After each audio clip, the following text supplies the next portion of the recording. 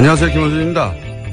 박근혜 정부 시절 결정된 한일 위안부 합의는 이병기 전 대통령 비서실장이 국정원장으로 재직하던 시절 주도에 시작됐다는 의혹이 제기됐습니다. 우리로서는 도저히 받아들일 수 없는 최종적이고 불가역적이라는 표현과 위안부에 대해 앞으로 국제적으로 비판하지 말 것에 합의한 것을 비롯해 당사자인 할머니들의 뜻이 전혀 반영되지 않았고 수령을 거부하는 할머니들 자신들도 알지 못하는 사이 돈을 입금 처리하는 등 과정 전체가 마치 군사작전처럼 처리됐던 것이 이제야 이어갑니다.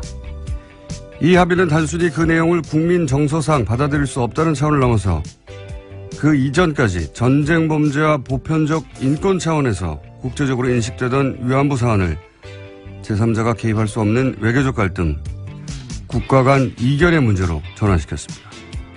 여성에 대한 국가 차원의 조직적 범죄를 저지른 일본이 그 피해자들에게 마땅한 사과 인정 없이 역사를 부정할 기회를 우리 스스로 제공했다는 점에서 이 합의를 주도한 이들은 역사에 대한 범죄자이기도 합니다. 반드시 그 과정을 밝혀내고 그 책임자를 엄벌에 처해야 한다. 김어준 생각이었습니다.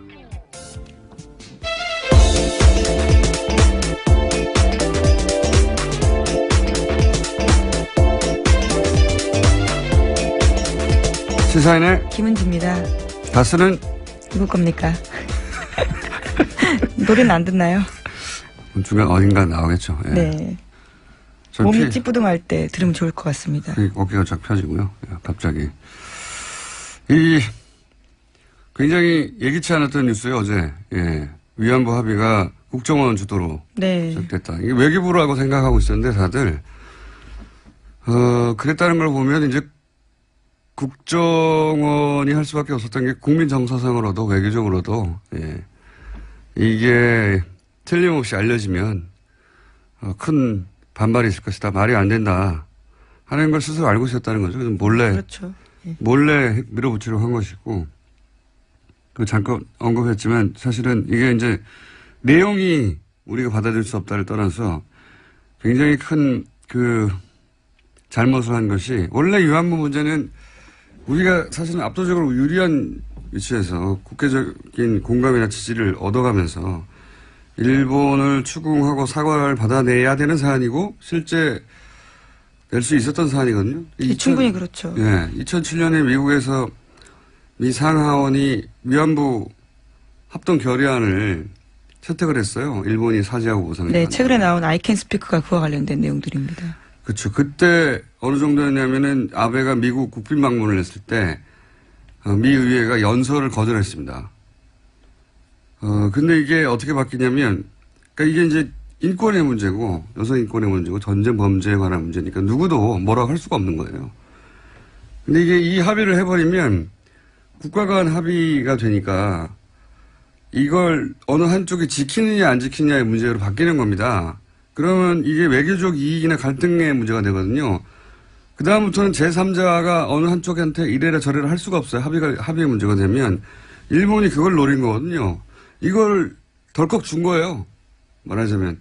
내용도 내용이지만 보다 훨씬 장기적인 차원에서 일본은 앞으로 이제 합의한 걸 우리가 어겼다고 할 것이고. 네, 지금도 계속 그런 취지의 주장들을 하고 있죠. 일본이 노린 게 바로 이건데 이걸 덜컥 입안에 넣어주었다. 이렇게 할 이유가 전혀 없거든요. 저는 이 대목이 훨씬 더 중요하고 정부 차원에서는 이 책임을 물어야 된다고 봅니다. 꼭 말도 안 되는 일을 몰래 하려고 하니 국정원이 나섰겠죠. 왜 일본한테 이렇게까지 해줬는지 반드시 따져야 된다.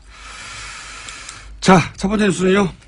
네, 어제 자유한국당이 국회 일정을 보이콧하기로 결정했습니다. 국정감사에 그러니까 참여하지 않겠다라는 건데요. 방송통신위원회가 MBC 대주주인 방송문화진흥회 공석인 이사 2명을 선임했다라는 이유에서입니다. 옛날에 새누리당이 추천한 이사가 사퇴했기 때문에 자유한국당 추천 이사가 선임돼야 한다라는 논리인데요. 하지만 민주당과 국민의당, 정의당은 국감을 일정대로 진행하기로 했습니다. 이게 이제 간단하게 말하면 자유한국당이 여당 시절에 2명의 이사를 자신들이 추천을 했는데 보궐이 생겼잖아요. 관뒀으니까.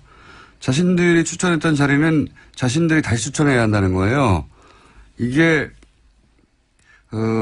생떼거든요, 생떼. 네, 그냥 여당 추천 몫임에도 불구하고 자신들의 처지가 바뀌었는데 계속 그걸 주장하고 있는 겁니다. 그러니까 이 주장대로 하면 그 2명의 이상은 특정 정당이 계속 추천해야 된다는 주장과 똑같은 거거든요. 자기들이 예전에 추천했기 때문에 지금도 추천해야 된다는 거예요. 그러니까 특정 정당이 할당된 거다, 그 숫자는. 이 논리하고 마찬가지인데 이게 말이 안 되는 게 그럼 그 정당이 없어지면 방통위원 숫자도 줄어야 돼요. 말이 됩니까? 특정 정당이 할당하게. 그 시점에 여당이 할당된 숫자였거든요. 네. 심지어 과거에 자기들이 했던 것들과도 굉장히 반대되는 이야기입니다. 물론이죠. 그건 뭐 다 당연한데. 방통위원이 여당 6, 야당 3. 근데 자신들이 여당일 때 했던 2명. 이걸 자신들이 이제 야당이 됐는데도 여전히 자신들이 추천했던 숫자이기 때문에 사람들이기 때문에 자신들이 해야 한다는 거예요. 이 논리대로면 자유한국당은 앞으로도 계속 6명을 추천해야 되는 겁니다. 자기들이 한번 추천했기 때문에 계속 6명의 보궐 추천권을 가지고 있다는 논리와 마찬가지거든요. 이 정권 교체를 인정 안 하는 거죠. 예. 그리고 또 한 가지 저는 책임을 묻고 싶은 게 언론이 이걸 여야 공방으로 보도를 하니까 누가 우기는지 모르잖아요. 이거 완전 우기는 거거든요. 그렇지 않게 보도하는 언론도 많습니다. 많지는 않더라고요. 있긴 있는데 생각해보면 정말 생떼예요. 자기들이 여당일 때 6명을 추천했는데 그중에 이번에 2명이 관뒀어요. 그런데 그 사람들을 또 자기들이 추천해야 된다는 거죠. 그러니까 자기들이 여당일 때 추천한 6명은 이 논리대로면 계속 6명을 추천해야 되는 거예요. 말이 안 되잖아요? 네. 전혀 논리에 닿지 않은데 이걸 공방으로 보도하니까 이건 언론의 책임도 있습니다. 예. 자유한국당이 우기는 겁니다, 이번에는.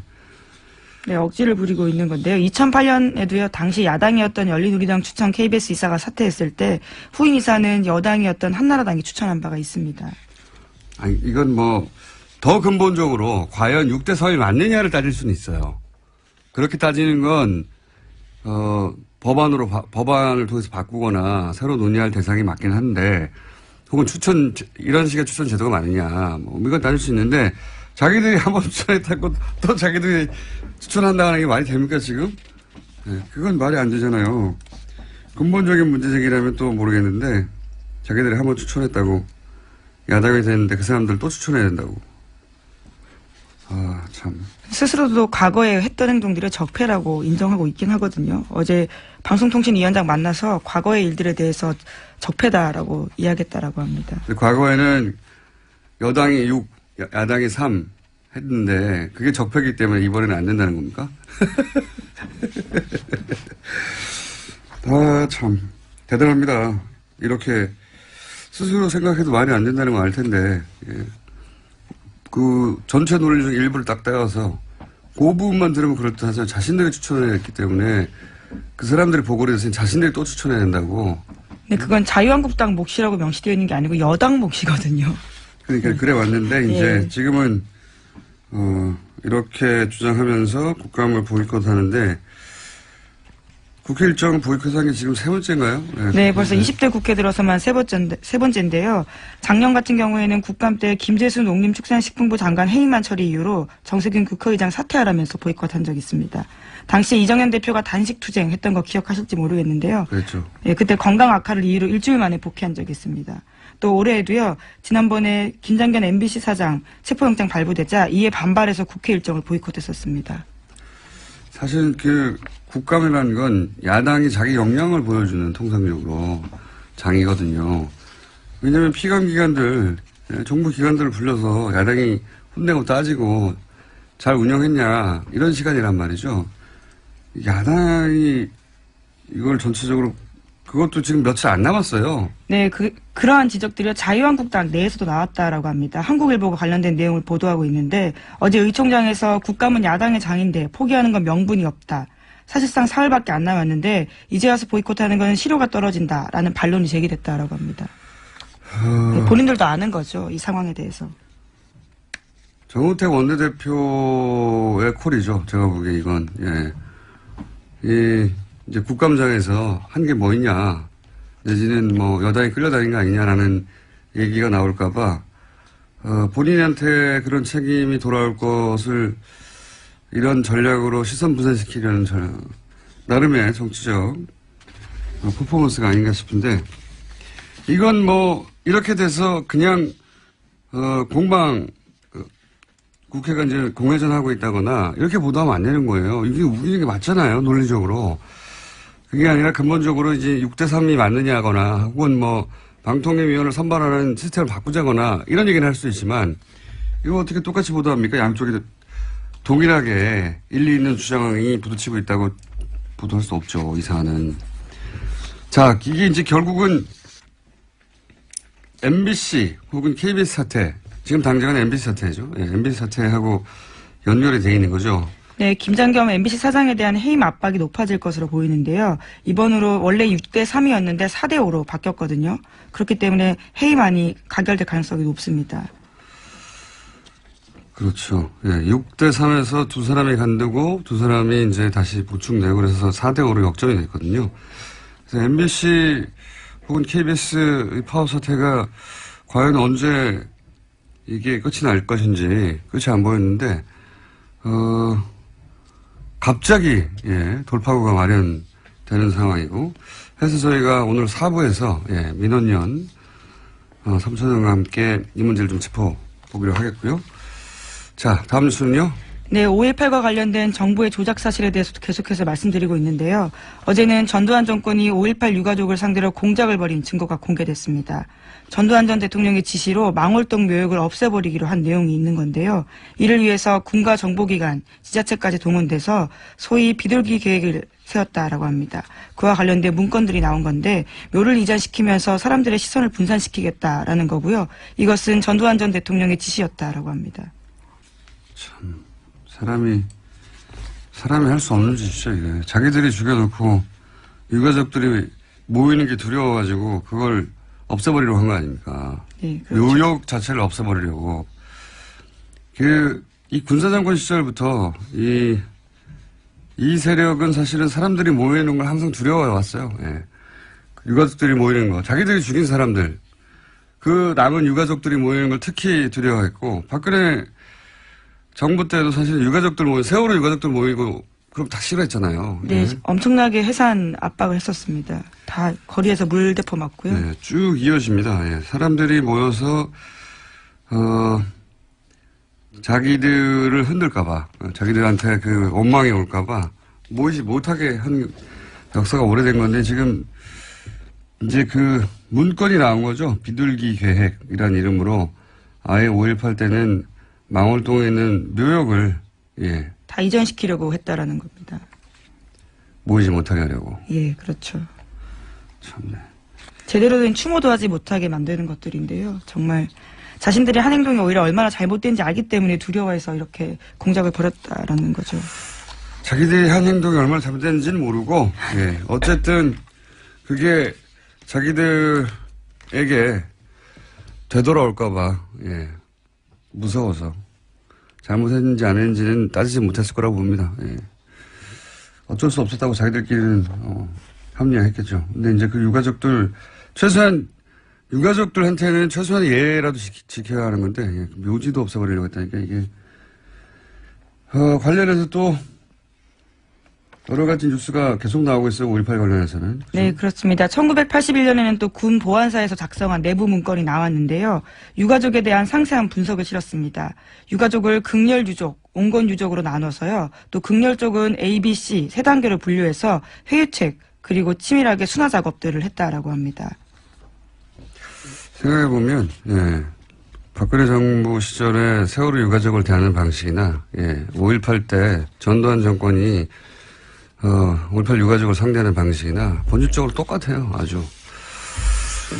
똑같고요. 예, 그런 5.18 관련한 뉴스들이 앞으로도 계속 나올 것 같습니다. 네, 이건, 생각해보면 지금 30년 동안이나 이게 안 밝혀졌다는 게 더 신기한 거죠. 예.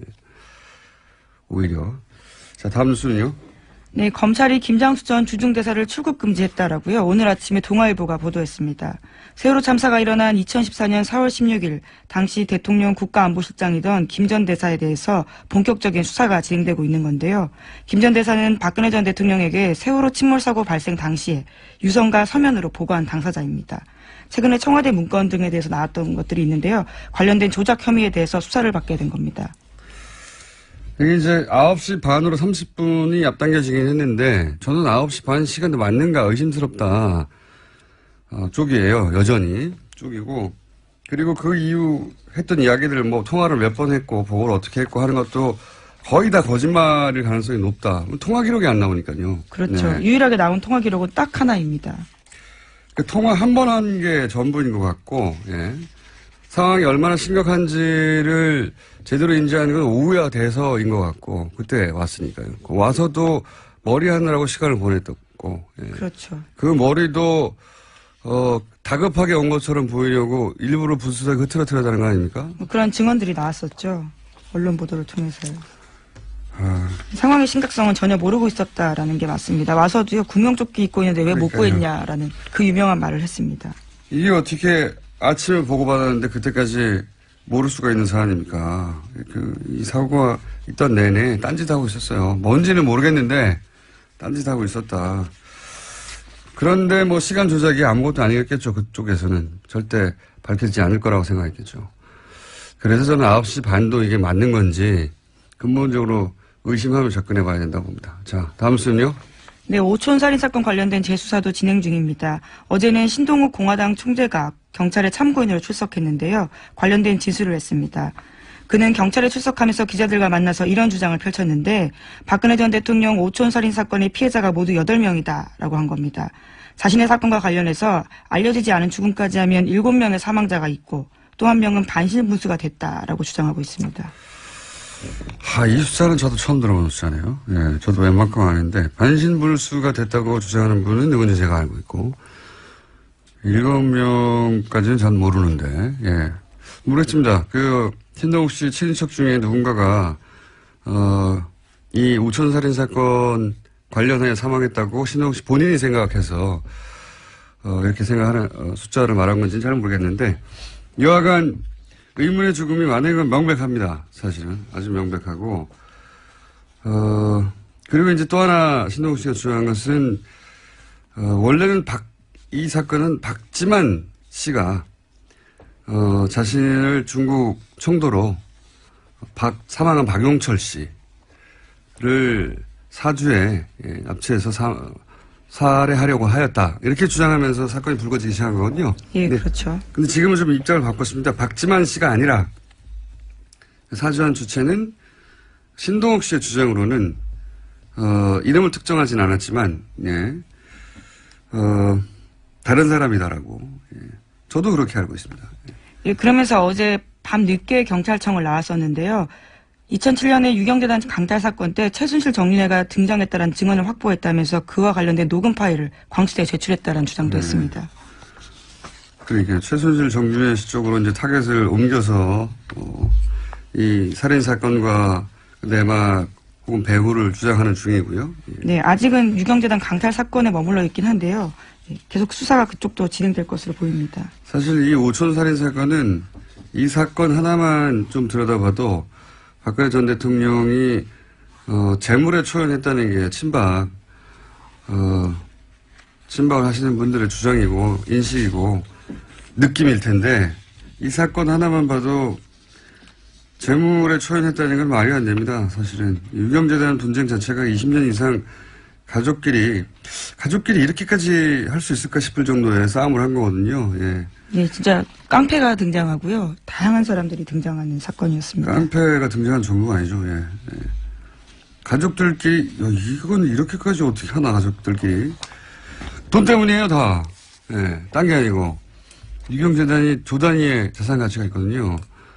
그걸 차지하려고 삼형제 사이에 엄청난 분쟁과 갈등이 있었습니다. 소송도 있었고 그리고 폭력도 있었고 결국은 그 끝에 이런 살인사건이 난 거예요. 자, 시간이 거의 다 돼서 제목 정도만 읽고 끝내야 되겠습니다. 네, 현재 홍준표 자유한국당 대표가 미국에 가 있는데요. 거기서 전술핵 재배치해야 된다라는 주장을 펼쳤습니다. 하지만 미국의 전문가들이 그에 대해서 동의하지 못하고 반대했다라고 연합뉴스가 보도하고 있습니다. 당연히 그렇겠죠. 근데 이제 몰라서 갔다기보다는 트럼프 대통령이 오니까 야당 쪽에서 뭔가 해야 되잖아요. 퍼포먼스죠. 고생하셨고요. 홍준표 대표는 또 있습니까? 네, 중국 시진핑 정권이 집권 2기를 맞았습니다. 지난 25일에 최고 지도부가 출범했는데요. 장점인 후진타오 전 주석의 집권 2기 때와는 달리 후계자를 지명하지 않아서 눈길을 끌고 있습니다. 그렇군요. 예. 중국에서는 5년을 건너뛰어가지고 미리 격대라고 하죠. 격대 지정. 예. 예. 대를 한번 건너뛰어서 후계자를 지정하는 전통이 있는데 그걸 이제 안에서 황제가 된 거 아니냐 뭐 이렇게 얘기하는 상황이고. 요 사안은 사실 전문가와 함께 얘기할 정도로 아주 할 얘기가 많은 것 같은데 사드에 관해서도 분위기가 좀 바뀔 수도 있다. 네, 그런 예측들이 나오고 있습니다. 네, 그 얘기는 이제 전부터 있었어요. 그러니까 본인이 이제 완전히 정권을 졌기 때문에 그리고 이제 사드가 왜 이렇게까지 문제냐 했을 때 이제 군사적인 차원의 분석은 많았잖아요. 예. 동북아에서 힘의 균형을 무너뜨린다. 근데 또 한 가지 사실은 우리나라에서는 본격적으로 논의되지 않았던 사안이 뭐냐면 중국은 여전히 공산당 체제고 일당 체제란 말이에요. 당이 여러 개 있지 않아요. 그런데 최근에 이제 한류 인기가 굉장히 높고 예. 한국의 호감도가 높은 상황이었죠. 거기까지는 문제가 없는데 박근혜 정부가 무너지는 과정에서 광장에 사람들이 어마어마하게 모였죠.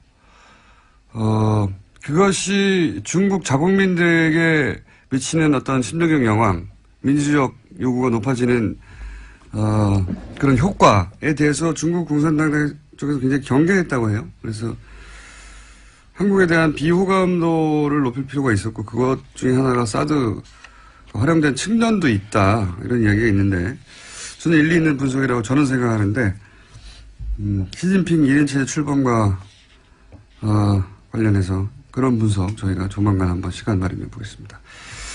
여기까지 하겠습니다. 시사인의 김은지였습니다. 감사합니다. 저수지. 네. 저수지 게임이라는 영화가 있었습니다.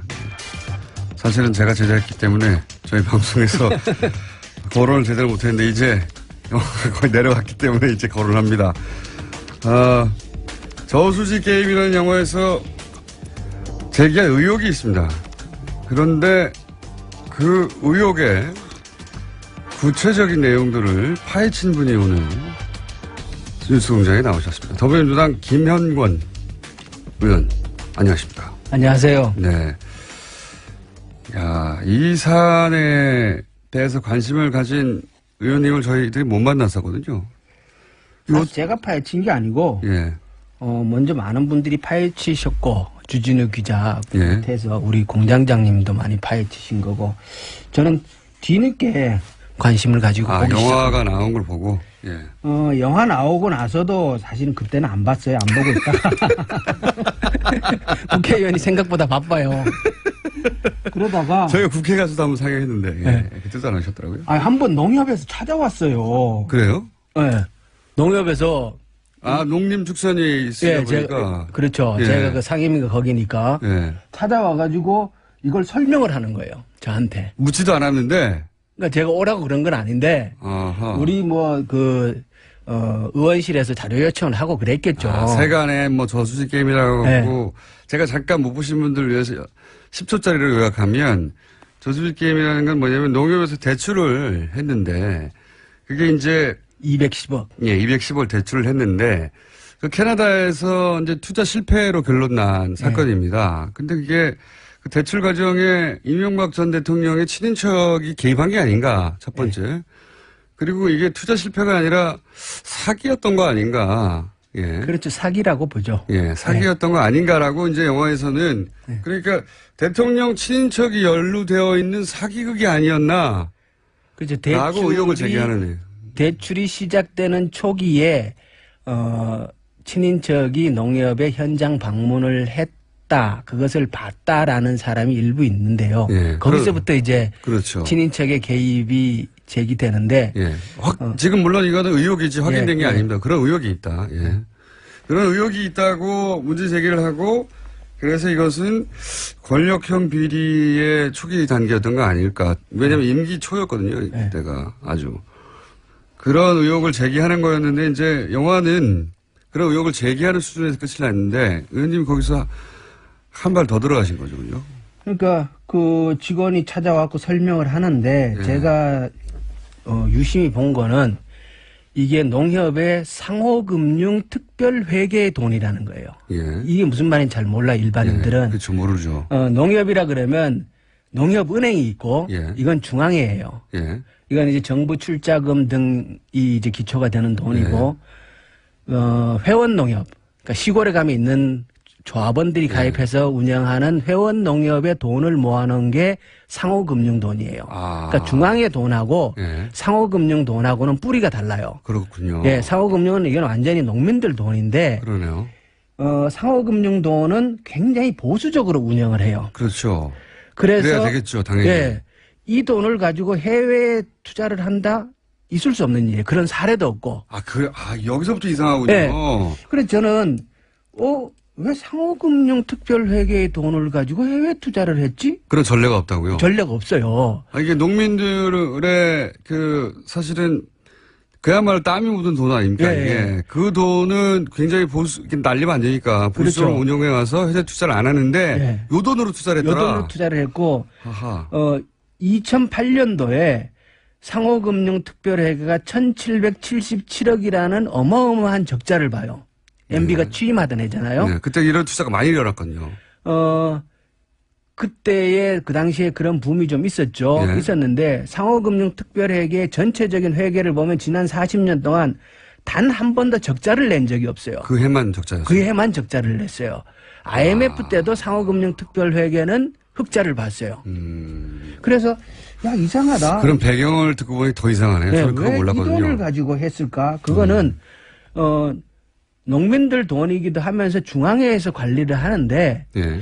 이게 중앙회 입장에서 보면 어쩌면 이게 주인 없는 돈으로 비춰졌을 수 있는 거예요. 네. 그래서 예리하십니다. 제가 그건 저도 몰랐어요. 거기서 조금 야 이거 이상하다. 왜 이 돈을 갖고 투자를 했지? 그러면서 이제 보기를 시작을 한 거죠. 아하. 영화가 있다는 것만 아셨지 내용은 그때까지 영화를 못 봤어요. 영화는 그 뒤에 봤습니다. 예. 극장에서 내려갔습니다, 이제. 근데 그래서 제가 지금 말하는 겁니다. 네. 근데 저희는 이제 대통령의 친인척이 연루된 의혹에 포커스를 맞췄는데 근데 의원님은 그 이전에 아니 요 돈 자체가 이렇게 쓰일 돈이 아닌데 쓸 돈이 절대 아니라는 예. 거죠. 예. 게다가 요 돈 관련해서는 적자가 난 적이 없는데. 난 적이 없습니다. 한 번도. 예. 예. 최초로 유일하게 이때 적자가 났다. 2008년도 아하. 이후로도 적자가 난 적이 없고. 그런데 아하. 원래 MB는 예. 제가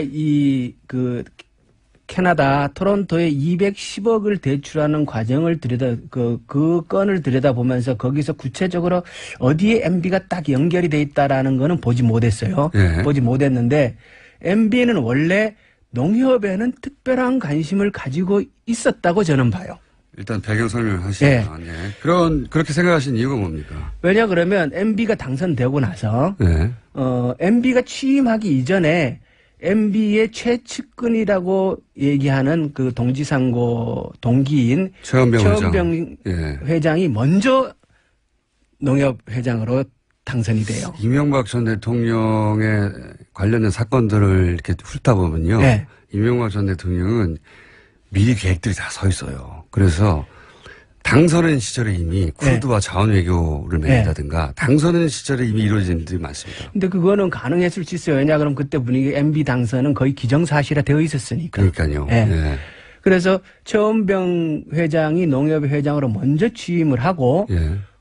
최원병이 들어가면서 뭔 일을 했냐 그러면 동지상고 동기죠. 동지죠. 거의 최측근이에요. 예, 아주 그건 가까워. 완전히 뭐 세상에 다 알려져 있는 일이고 그런데 MB식의 농협 개혁안을 해요. 예. 그래서 그게 이제 경제지주 금융지주라고 해서 예.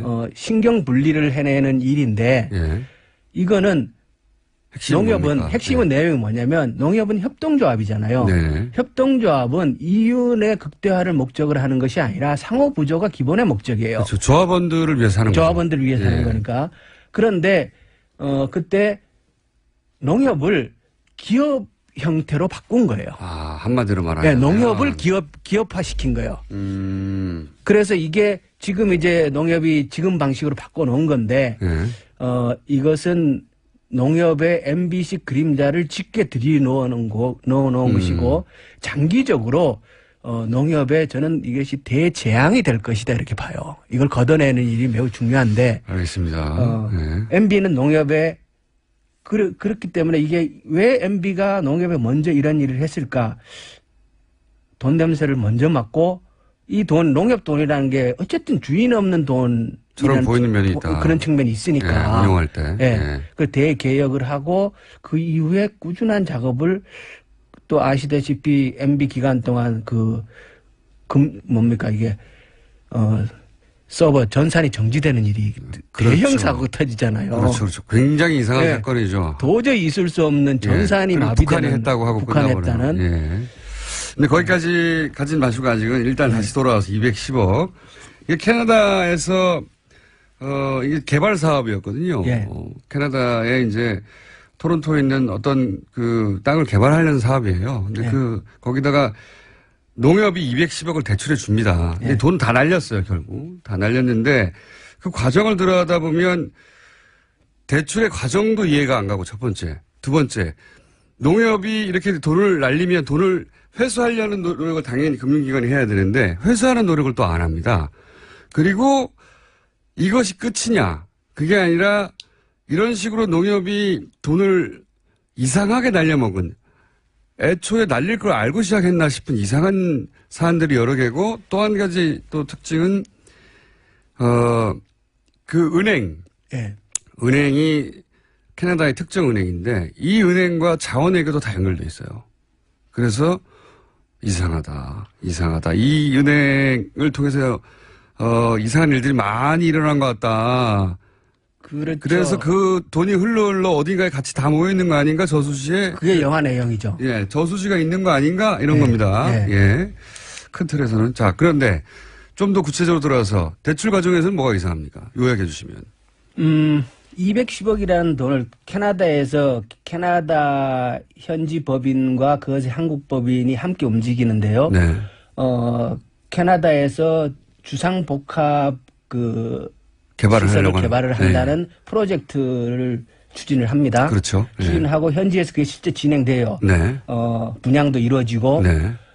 그런데 그 캐나다의 현지 법인 대표와 예. 가 한국으로 와서 예. 이제 210억을 대출을 받는데 예. 바지 사장입니다. 예. 사업을 해본 적도 없는. 예. 그렇죠. 그러니까 한국 법인 대표도 그렇고 캐나다 법인 대표도 그렇고 그렇게 사업 경력이 많지는 않아요. 네네. 그런데 210억을 대출을 받는데 그 210억이 그러니까 정확하게 캐나다로 넘어가는 돈은 175억이에요. 예. 35억은 한국에 이제 이자와 수수료를 위해 남겨놓고 175억이 넘어가고 그 175억에서 또 운영비로 15억을 띄워놓고 160억 원어치의 신용보증 채권을 삽니다. 네네. 그럼 이거를 이제 설정을 해놓고 그걸 갖고 이제 담보죠, 한마디로. 네, 담보를 농협이 이제 신용 요걸 해놓고 예. 그리고 이제 진행을 해야 되는데 그걸 안 하는 거예요. 그러니까 한마디로 말하면 네. 이제 이게 사실은 지금 의원님이 설명에 애를 먹으시는 게 전문용어로 사용하지 않고 쉽게 설명하시려다 보니까 어려운 건데 왜냐하면 이게 복잡하거든요, 굉장히. 엄청 복잡해요. 예, 수익증권이 어떻게 돼가지고 뭐 등등. 그런데 한마디로 말하면 담보를 안 잡았다는 거예요. 그러니까 일종의 이런 거예요. 네. 그 수익증권이 이게 이제 160억짜리 수익증권인데 이게 핵심이에요. 네. 이 수익증권의 내용은 만기가 2년이고 예. 2년이 지나면 한국의 농협은 다시 160억을 돌려받을 수 있는 수익증권이에요. 그렇죠, 그렇죠. 그래서 매우 안정된 수익증권이에요. 그렇죠. 예. 돈을 날릴 리가 없는 거죠. 날릴 리가 없는. 네. 그러면 이 수익증권에 대한 설정, 예. 그러니까 이제 우리가 땅을 샀다고 치면 예. 당연히 등기를 해야 되지 않습니까?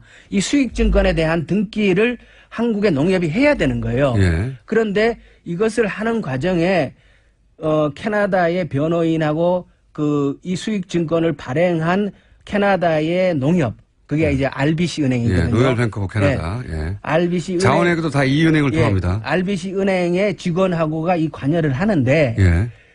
그 사람들 그냥 말만 듣고 실제로 이 수익증권에 대한 담보 설정을 농협이 하지를 못해요. 예.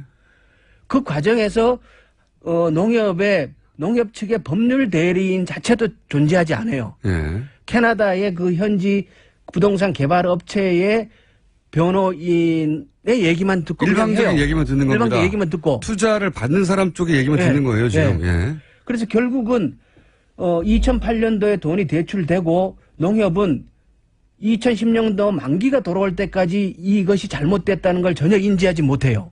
그것도 상상할 수 없는 일인데요. 예. 그러다가 2010년도에 만기가 됐는데 돈이 안 들어오니까 그때 뭐 연락을 하는데 연락이 안 된단 말이에요. 예. 그래서 부랴부랴 그다음부터 이제 문제가 생긴 걸 아는데. 생각해 보시면 우리가 뭐 은행에서 한 1억, 예. 1억 정도 대출 받으려고 1억이 뭐 5천만 원만 그렇죠. 대출받으려고 해도 무슨 아파트 뭐 들고 가가지고 다 확인합니다. 다 사인하고. 근데 이게 총 210억 대인데 예. 그 담보가 확인이 안 됐다는 거예요. 이게 말이 안 되지 않습니까? 그러니까 사고가 터질 때까지 담보가 확인됐는지 안 됐는지 자체도 농협은 그 당시에 몰라요. 이게 말이 안 되는 거예요. 예. 예. 그래갖고 사고가 터지고 나서 연락도 안 되고 뭔가 이렇게 조치를 취하려고 서류들을 보니까 예.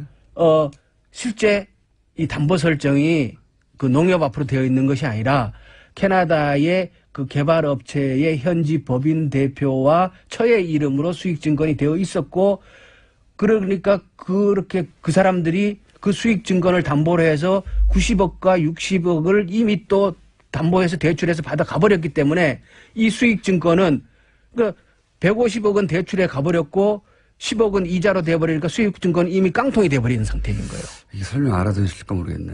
그래서 그러니까 돈을 대출을 하고 수익증권이라는 게 말씀하신 대로 2년 있다가 나한테 160억이 돌아오는 증서입니다.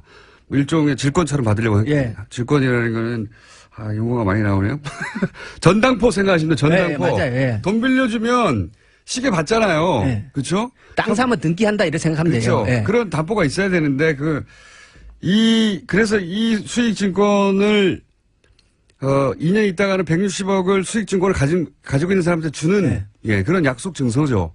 그런데 알고 봤더니 그 160억을 농협이 받아야 되는데 그 160억은 다른 사람이 받는 걸로 돼 있는 겁니다. 그렇죠. 황당한 거죠. 황당한. 돈은 농협이 총 210억을 썼는데 거기에 대한 그 개발 이익이든 뭐든 보상은 다른 사람이 받도록 돼 있다는 걸 농협이 2년 동안 몰랐다는 게 말이 되나요, 이게? 이게 제가 설명이 됐나 모르겠네요. 그런 사건이에요. 그걸 몰랐다. 자기들은. 그렇죠. 그리고 그건 다른 사람이 받는 걸로 돼 있다. 근데 그 다른 사람은 또 그 증권. 왜냐하면 이 증권은 확실하게 160억을 2년 있다가 돌려받는 증권이니까. 그걸 가지고 또 대출 또 받은 겁니다. 그렇죠. 그걸 가지고 받을 만큼 다 받은 거예요. 90억 받고 50억 받고 나머지 10억은 이자로 된 거니까. 굉장히 뭔가 이 금융을 잘 아는 사기꾼이에요. 사기를 친 거죠, 사실은. 그러니까 이게 등장하는 사람이 캐나다 현지 법인의 대표와 그와 함께 움직이는 법률 대리인 그리고 캐나다 RBC 은행의 직원이 함께 등장을 하는데요. 이 세 사람이 사전부터 공모를 했는 것이 아닌가. 왜냐 그러면 처음에 농협 직원이 가서 그 수익증권의 담보 당연히 관심이 있었을 거 아니에요, 그죠? 그것을 요구할 때 뭐 그 컴퓨터 안에 전산으로 있어서 지금 보여줄 수가 없고 한국에 가면은 서류상으로 다 해서 보내주겠다 이렇게 둘러대서 보내놓고 서류를 보냈는데 그 서류들이 나중에 보니까 다 진위가 확인되지 않는 것. 그리고 RBC 은행의 그 직원은 2008년대 그 사건이 터지고 나서 2009년도에 바로 퇴사하고 없어져요. 못 찾습니다. 못 찾아요. 그리고 지금 등장하는 현지의 그 한국인 대표들도 사라졌어요, 다. 못 찾아요. 그렇죠. 그리고 현지 법인 대표도 어디 간지 없어요. 그리고 또 이상한 점은 말씀 처음부터 드렸지만 농협이 이렇게 당했으면 소송을 하거나 누군가한테 법적인 조치를 취해야 되는데 그걸 안 합니다. 이상하게. 그렇죠. 농협이 아무런 그 민형사상의 조치를 취하지 않아요. 그것도 매우 신기한 일이죠. 매우 신기하죠. 농협 측 얘기는 주장은 이래요. 그러니까 2010년도에 일이 터진 거를 인지를 했는데 그때만 해도 이것을 다시 리파이낸싱 하려고 했다는 거예요. 그러니까 사고 터진 거를 어떻게 다시 팔아가지고 뭔가 좀 네. 뭡니까 충당을 그걸 메꾸려고 했던 메꾸려고 거예요. 네. 하느라고 시간을 보냈다. 그러다 보니까 조치가 늦었다라는 것도 있고 나중에 다 터지고 나서 이것을 조치할 것을 법률적으로 검토했는데 실익이 없다. 회수할 수가 없을 것 같아서. 회수할 수 없으니까 실익이 없다. 그래서 안 했다라는 얘기도 있고 또 네. 한편으로는 아까 이제 그 처음에 농협 직원이 캐나다에 가서 여러 가지 확인도 하고 하는 과정에서 실제로 받은 서류들이 얼마 없고 네. 그러니까 농협은 결정적인 실수를 한 게 몇 개가 있는데 캐나다 현지에 가서 이것을 서류 조치할 때 캐나다 현지 법인에 그러니까 부동산 개발 업체의 법률 대리인하고만 상담을 했지 농협 측 법률 대리인이 존재하지 않았다는 거예요. 네네. 당연히 그건 그쪽 법률 대리인이지 농협 측 법률 대리인을 내세워서 그러니까요. 조치를 했어야 저쪽의 이익을 위해서 일하는 사람하고만 얘기한 거예요. 예. 그냥 그 좋은 얘기만 듣고 온 거예요. 그냥 예. 그것이 거의 이제 굉장히 결정적인 실수인데 그러다 보니까 이후에 소송을 제기하려고 해도 소송을 제기할 수 있는 서류가 하나도 없는 거예요. 이 사건은 깜짝 같은 사건입니다. 네. 사실은 굉장히. 자, 이것뿐만이 아니에요. 자, 그러면 이제 굉장히 큰 실수를 했던 담당자가 있지 않습니까? 그러면 이 담당자는 징계를 받고, 예. 같은 종류, 어마어마한 실수니까 실수라고 한다면, 징계를 받고 해야 되는데, 그렇지가 않습니다. 그렇지가 않을 뿐만 아니라, 이분은 그 관련 일을 계속 잘 해서, 현재도 매우 의심스러운 정황 속에 있어요. 현재도 이명박 전 대통령과 이렇게 친인척 관계에 있는 회사의 부동산 관련 일을 잘하고 계십니다. 그렇죠? 예. 그렇죠. 네. 여전히 활동을 하고 있고, 예. 또 좀 이제 의심이 가 나중에 이제, 이 사람이 그 수익증권에 대한 담보, 질권 설정을 하지 않은 이유로 징계를 받아요. 예. 징계를 받고, 그리고 이제 농협도 손해를 추징을 하는데 처음에 농협에서 그 제기한 금액은 1억 9천 얼마인가 돼요. 1억 9천이요. 예. 예. 그것도 이제 매우 작은 돈이긴 하지만 실제로 이 사람이 나중에 내는 돈은 4천만 원이에요. 예. 그걸로 끝나요. 예. 근데 농협 얘기는 이 당사자가 소송을 제기해서 4천만 원으로 판결을 받았는 거기 때문에 어쩔 수 없었다라고 얘기를 하지만 제가 이제 국감에서도 그 얘기를 했는데 소송에 임할 때 과연 농협은 그 돈을 제대로 받기 위한 최대한의 노력을 했는가 아니면 네, 네. 형식적으로 임해서 4천만 원으로 마무리 짓고 만 건지 네. 의심이 간다 이런 얘기를 했는데 여러 가지 좀 석연찮은 점이 많습니다. 석연찮은 점들이 꽤 있어요. 예. 오늘은 그 기본 틀만 얘기하는데 거의 시간이 다 갔는데 그런데 이게 이런 건이 이 한 건이 아니다. 그렇죠? 예. 그렇죠. 이게 이제 제가 들고 나온 게 농협 내에서 특별감사 결과 보고서인데요. 예. 이 보고서에 보면은 예. 최종적으로 보고서는 잘 정리돼 있어요. 잘 정리돼 있는데 최종적으로 조치 요구 사항으로 당시에 국내 시행사 대표와 캐나다 현지 법인의 대표 그리고 현지 변호사 누구누구 그리고 RBC 은행의 그 직원에 네. 대하여 민형사적인 소송을 제기할 것을 결로 요구해요. 욕을 하는데도 욕을 불구하고. 농협 내의 특별감사 결과 보고서에 네. 조치하라고 요구를 해요. 예. 그래도 안 합니다. 이거 이상한 거죠. 이상하죠. 농협 내부 감사에서 아니 그러면 그쪽에 사기친 놈들 고소고발 해야지 네. 했는데 안 합니다. 결국은 그러니까 민형사적인 소송에 들어가야 일이 시작이 되는데 그렇죠. 아까 이제 결국 관심을 가진 거는 우리가 이제 그 90억과 60억이란 돈을 현지 법인에서 그 대출을 받지 않습니까? 추가로 대출받죠. 그 90억과 60억이 어디로 갔을까를 들여다보기 시작을 하면 이 돈이 저수지로 연결됐을 가능성을 추적할 수 있을 것이다라는 거잖아요. 그죠? 당연히 그런 건데요. 예. 근데 그거를 하려고 하면 결국 소송에 들어가야 되는데 피해자가 소송을 해야 되죠. 예. 예. 안 한다는 거예요. 예, 그걸 안 한다는 겁니다. 그러면은 당연히 캐나다에 있는 은행을 열어볼 거 아닙니까? 당연히. 그렇죠, 예. 캐나다 그 수사당국과 협조해서 캐나다, 왜냐면 우리 공권력 미칠 수 없으니까 돈은 여기서 잃었지만 사기는 저쪽에서 일어났으니까 그쪽에서 수사 의뢰를 했는데 수사 의뢰를 안 하니까 이게 추적이 안 되는 거예요. 네. 그래서 그냥 사건이 사라져버린 겁니다. 예. 제가 며칠 전에 이제 국감에서 형사적인 조치를 하라고 요구를 했더니 답변이 지금 검찰 조사 중이다 그러더라고요. 자, 의원님, 오늘은 일부에 해당됩니다. 제가 보니까. 예. 이 건이 이거 한 건만이 아닌 것이고, 그리고 이명박 전 대통령의 흔적이 또 등장을 하지 않습니까? 네. 그 이야기는 저희가 곧 다음 주에 2부를 준비하겠습니다. 오늘 여기까지 하겠습니다. 감사합니다. 예, 고맙습니다. 김현관 의원이었습니다.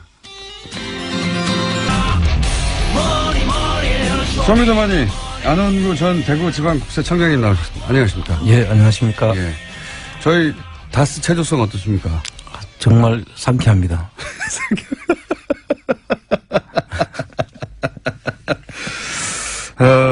제가 밤에 갑자기 생각나가지고, 예, 저희 책임 PD한테, 예, 다스송을 만들자. 그래서 하루아침에 뚝딱 만들어지거든요. 예. 정말 기발한 것 같습니다. 제가 볼 때.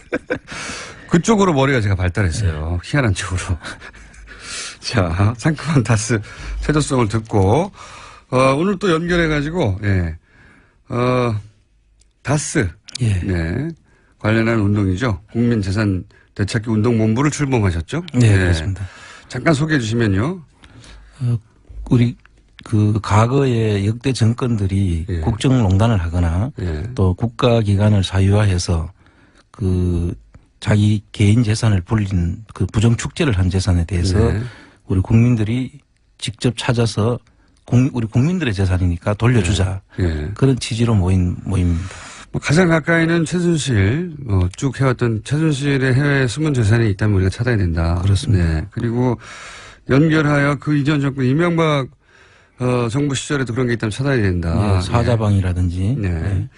그런 운동을 하는 본부가 출범이 됐습니다. 드디어. 예. 운동본부에서 지금 어떤 직을 맡고 계십니까? 지금 상당히 어깨가 무거운 직을 맡았습니다. 집행위원장 겸 사무총장입니다. 독재체제 위원장과 예, 사무총장을 다 맡고 계시는. 예. 몇 명 없기 때문에 다 맡고 계시는 거예요. 다 맡고 이 조직이 어마어마하게 큰데 다 맡고 계시는 게 아니라, 예. 몇 명 없기 때문에 저희를 다 하시는 상황이고. 자, 이 국민재산 되찾기 운동본부 너무 깁니다. 국대운이라고 해야 되나요? 국대운. 예. 국민재산 되찾기 운동본부. 국대본이라고 할 수도 있고요. 국대본의 첫 번째 프로젝트는 뭡니까? 지금 첫 번째 프로젝트가 지금 우리 여기서 말씀드렸던 다스의 주식을 매입하는 운동을 벌이는 것입니다. 다스의 주식을. 이건 이제 그 자체로 좋은 회사이기 때문에요. 그렇습니다. 예. 예. 2조가 넘는 매출, 안정적인 대기업에다가 안정적으로 납품하고 있는 예. 예.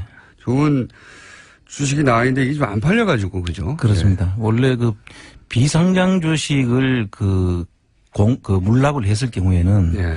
이게 사실 비상장 주식이 가대평가되어 있는 경우가 많거든요. 네네. 그래서 보통 공매를 가면은 안 팔립니다. 네. 그리고 가대평가되어 있기 때문에 그 주식 가치는 원래 없는 거 아닙니까? 네. 그러니까 살 사람이 없죠. 그런데 이거 반대의 경우입니다. 이건 반대의 경우인데 네. 못 사게 해놓았다고 저희들은 보고 있습니다. 네. 회사는 굉장히 훌륭한데 네. 비상장이지만 이 주식을 못 살 정도로 높은 가격을 책정해서 계속 여러 가지 방식으로 주식이 안 팔리게 한 게 아니냐 이런 의혹이 있고 그런 의심을 하고 있습니다. 예. 그래서 빨리 사줘야 사실은 국고가 환수되지 않습니까? 예, 그렇죠. 예. 국고가 환수돼야 되기 때문에 저희는 나라를 더 부자로 만들어주기 위해서 하는 운동이자 마침 또 사는 주식도 좋은 주식이라 나도 부자가 되자. 그런 겁니다. 이명박 씨한테도 상당히 좋은 거잖아요. 자기 거 찾아준다는데. 얼마나 얄미울까요? 네. 자, 그래서, 근데 이제 문제는 이런 이야기는 오래 해왔는데 구체적인 방법이 좀 쉽지 않다. 예. 예. 왜냐하면 액수도 크거든요. 그렇습니다. 예. 이게 이제 저희들이 전체 총 금액 19%에 해당되는 금액인데 예. 그게 한 400억 정도 규모가 되는 예. 거죠. 그건 뭐 개인이 하긴 너무 어마어마하고. 어마어마하고 그래서 다행히 이제 찾아보니까 예. 캠코에서 이거를 소액으로 나누어서 처음에는 한 번에 다 사야 됐었는데. 그렇습니다. 그렇죠. 이거를 이제 13%, 3%, 3% 이렇게 나누어 가지고 네. 이제 팔도록 해놨더라고요. 지금 이제 목표는 그 3%인 거죠. 그렇죠. 3% 정도 되면은 그 안에 이제 우리가 주총을 열자고 할 수도 있고 안에 서류를 보자고 할 수도 있고 그다음 감사원 선임에도 관여를 할 수 있고 하는. 서류도 볼 수 있고 감사 선임도 관여할 수 있습니다. 예, 그렇습니다. 그래서 얼마나 괴로울까요? 그렇게 되면. 그래서 지금 괴롭기보다는 얼마나 안 팔리는 거 저희들이 팔아주는 거잖아요. 일단 나라에서는 고마울 일입니다. 국가적으로는 그렇습니다. 세금이 환수가 안 되고 종이 쪽에 불과한 주식만 들고 있었는데 이제 국민들이 자 세금 가져가서 쓰십시오 하고 이제 사는 거 아닙니까? 예, 그리고 이제 자기 형제들이나 형제와 그 또 처남한테 가 있던 것을 예. 실제로 자기 거 아니라고 몰랐는데 우리가 예. 찾아주면 예. 고마워해야죠 우리한테. 그러니까요. 이게 내 재산이었어 이렇게 알게 되면 얼마나 기쁠까요? 자, 그래서 구체적인 방안에 대해서 여러 가지 법률적 검토도 하고 예. 쉽지 않아서 방법을 찾아오셨잖아요. 이제 예. 어느 정도 근접하셨습니까? 예, 지금 저희들이 그 일반 우리 그 펀드라이징을 할 때 예. 일반 펀드 경우에는 그 증권사에서 이걸 위임을 받아 해야 되거든요. 예. 법률적 권한이 있죠. 예, 그래서 그렇기 때문에 또 많은 수수료도 들어가야 되고 하기 때문에 예. 어쨌든 모은 우리 국민들의 돈이 가지고 하는 건데 예. 이걸 돈이 안 들고 적게 소율적으로 하는 방법을 찾자고 해서 지금 이걸 전에 문재인 펀드라든지 예. 그다음에 우리 김종수가 만든 저수지 게임 네. 그 영화 펀드 만드는 형식을 차용하려고 저희들이 생각하고 있습니다. 그렇군요. 예. 이런 펀드들은 수익을 목표로 하는 게 아니라, 네. 이제, 공동의 목표 의식을 가진 분들이, 예. 개인으로 할 수 없는 일을 함께 하기 위해서 조금씩 돈을 일종의 공적 부도처럼 모으는 거죠. 그렇습니다. 예. 그럼 모아서 사실 저희들이 이자는 드릴 수가 없고 예. 그 대가는 이걸 찾아서 제대로 알려드리는 것. 궁금증을 해소시켜 주는 것이 어떻게 보면 이자로 저희들이 돌려주는 그런 몫이 될 것이고요. 그리고 실제 좋은 회사의 주식을 갖고 있는 거고요. 그렇죠. 예. 그 손해볼 일은 없을 거다. 예. 손해볼 일은 회사가 워낙 지금 튼튼하니까요. 네. 볼 일은 없을 거라고 전제하고 그러면 1차적으로는 돈을 펀드 어디다가 어떻게 하는 겁니까? 구체적으로? 예. 이제 그 SPC를 하나 만들고 회사, 그 다스 특수목적 회사. 주식을 사기 위한 특수목적 법인을 하나 만들어서 예. 거기에서 이제 돈을 국민들한테 조금씩 차용해서 하는 형식을 지금 생각하고 그러니까 있습니다. 회사를 하나 만드는데 네. 그 회사는 회사의 그 설립 목적 자체가 예. 이 다스 주식을 매입하기 위한 회사로 그렇죠. 한정하는 특수목적 회사를 하나 만들고 예. 그리고 이 펀드, 그러니까 돈을 이제 내는 분들에게 돈을 빌리는 형식으로 그 회사가 그렇게. 돈을 가져온다. 예. 지금 저수지 게임 만들 때 어떤 네. 저수지 게임을 만든다는 목적으로 설립된 법인이 하나 있었을 거 아닙니까? 유사한 방식입니다. 저희도. 그렇죠. 사실은. 예. 예. 그런 형식을 저희들이 영화만 제작할 목적의 회사를 하나 만들어 가지고 그 회사는 오로지 거기서 나온 펀드에서 나온 수익만 가지고 아니 그 펀드로 영화만 만들는 그렇죠. 그런 회사는. 예. 근데 저희들도 이거는 다른 건 쓸 수가 없고 네. 그 목적 이 자체가 다스 주식을 3% 매입을 하는 겁니다. 그렇군요. 그래서 한 240억 정도 지금 현재는 평가가 돼 있는데 예. 이게 60%까지 떨어지면 예. 한 145억 정도 되거든요. 예. 그래서 14만 5천 원씩 10만 명이 내면 된다. 그렇습니다. 예. 이게 만주거든요. 3%가. 예. 그러니까 만주를 한 14만 5천 원씩만 내면 예. 그 10만 명만 10만 명이 모이면은 3%를 살 수 있고 살 수 있도록 돼 있습니다. 그 회사가 3%를 사서 그리고 나서는 서류를 좀 보자든가. 예. 네. 또는 뭐 각종 인선에. 예. 그 내용을 이제 저희들이 다 들여다 보려고 지금 하는 거죠. 그 아들한테 뭐 법정 대표를 맡긴다든지 예. 또 그 주식의 배당이나 이런 것도 요구를 할 수가 있지 않습니까? 주식 회사가 요구를 정말, 하는데 예. 뭐 안 될 수도 있지만 요구는 계속 할 수 있는 것이고요. 그렇죠. 배당을 주총을 하라고. 열자고 하고 주총을 내용을 하고. 볼 수도 있고. 네, 정당한 주주의 권리죠. 예, 그렇죠. 예, 정당한 주주의 권리를 행사할 수 있는 정도의 3% 주식을 그러면 이게 시작은 어떻게 하는 겁니까? 그 일단 저희들이 이제 홈페이지를 만들려고 하는 것이고요. 예. 그 홈페이지를 만들어서 이런 취지를 설명을 해서 충분히 설명하고. 거기에 이제 참여하면서 네. 그 돈이 모여질 걸로 저희들이 보고 있고요. 그래서 지금 국민운동 본부에서 이 부분을 이제 전담할 사람을 한 명을 뽑았습니다. 네. 뽑아서 그분이 이제 이 일을 전담하게 될 것입니다. 그러면 그 홈페이지가 개설되면 그럼 두 주를 살 수도 있습니까? 나는 14만 5천 원이 아니라 29만 원에 두 주 살래 이럴 수도 있습니까? 이 돈은 한 주가 145만 원 되는 거예요. 그렇습니까? 14만 5천 원이 아니었고요. 예. 140, 한 주 가치가 여러 사람을 모아서 10명이 모여서 14만 5천 10명이 모여 한 주를 살 수 있는 거예요. 그렇군요. 그렇습니다. 비싼 주식이네요, 진짜. 삼성전자가 요즘 얼마인지 모르겠습니다. 그보다 훨씬 더 비싼 것 같은데요. 한 주에 145만 원. 예. 예. 그러면 그러니까 내가 10계좌로 한 주를 사겠다 이런 것도 가능합니까? 그렇죠. 그것도 가능하다. 예. 그럴 분이 있을지도 모르겠습니다만 최소 참여 단위가 14만 5천 원이니까 아니면 더 작을 수도 있습니까? 더 작을 수도 있습니다. 일단 모은 계좌 구자는 저희들이 좀 다시 좀 정리를 해봐야 되는데. 예. 그런데 이제 그날 국민운동 본부 하는데 어떤 분이 찾아오셨어요. 예. 그분은 이제 저희들 알고 보니까 옵셔널 벤처스라고 있지 않습니까? 그렇죠. BBK 주가 조작의 그 회사. 대상이 됐던 회사. 예.